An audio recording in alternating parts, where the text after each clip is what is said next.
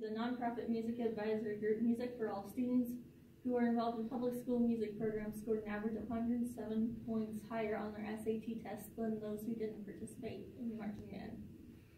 Today I'm going to tell you about the history of marching band, the average uniform, and some experiences and fond memories of marching band. So first of all, imagine you're an ancient warrior in the Greco-Persian War.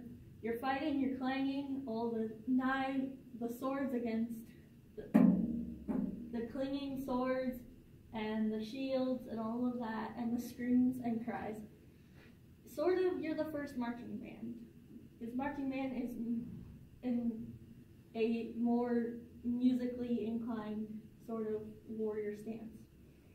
So continuing on to marching band through the ages evolved as a form of military direction, since you can't hear people speaking and there was no telephones or any other communication at the time.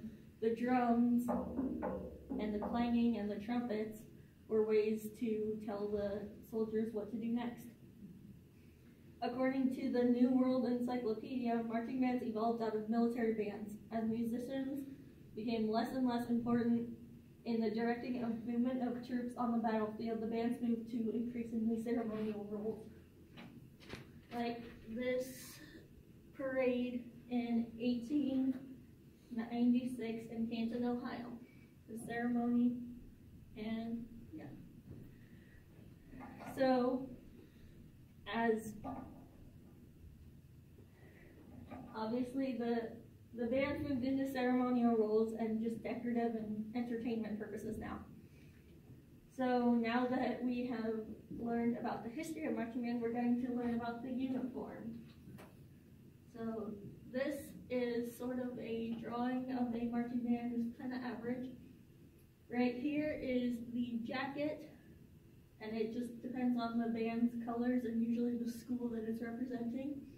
The pants are usually just a bland color like black or white, and they actually connect over your shoulders like overalls. And then the shoes are usually also matching with the pants, usually black or white depending on the school's colors and what coordinates best.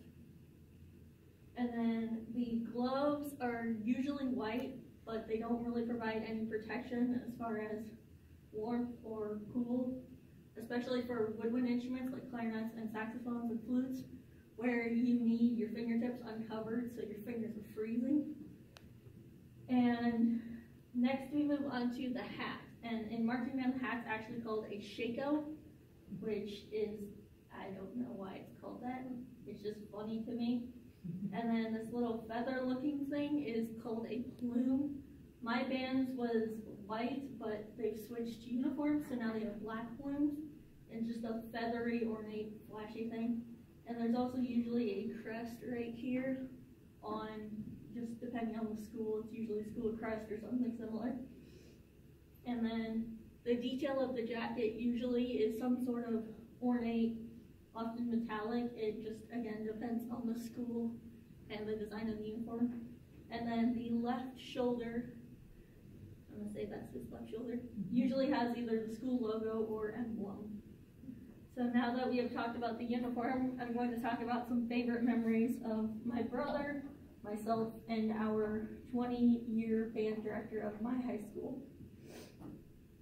So my brother, he is 15, and it was his first season of marching band this year. He plays the trombone, so he's kind of got a dangerous instrument if you're a woodwind at least.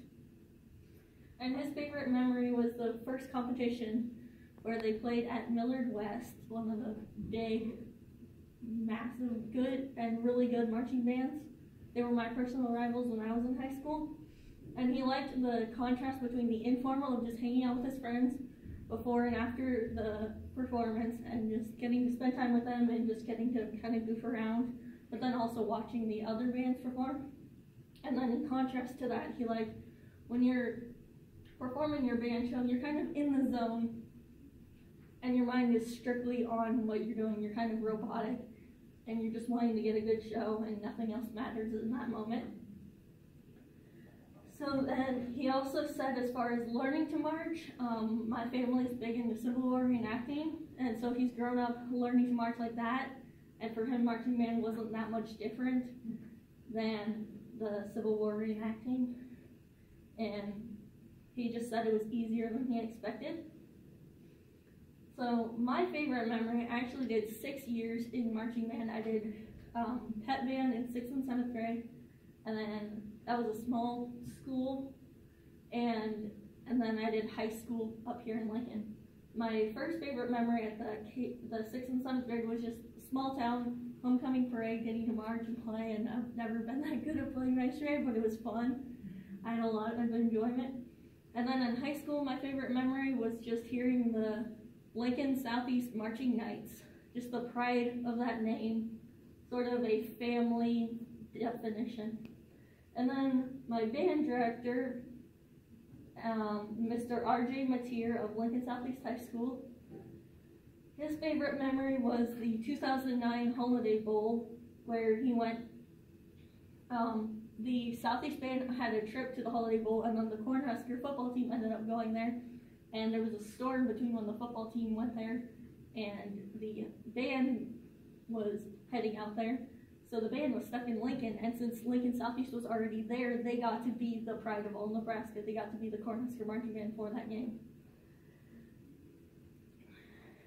So I've talked about the history of marching band, the average uniform, and some favorite memories of myself, my brother, and my band director. To finish, I will again quote Mr. Mateer, because I feel his statement is true in marching band and even more true in life. Be annoyed when you make mistakes, but don't beat yourself up about it.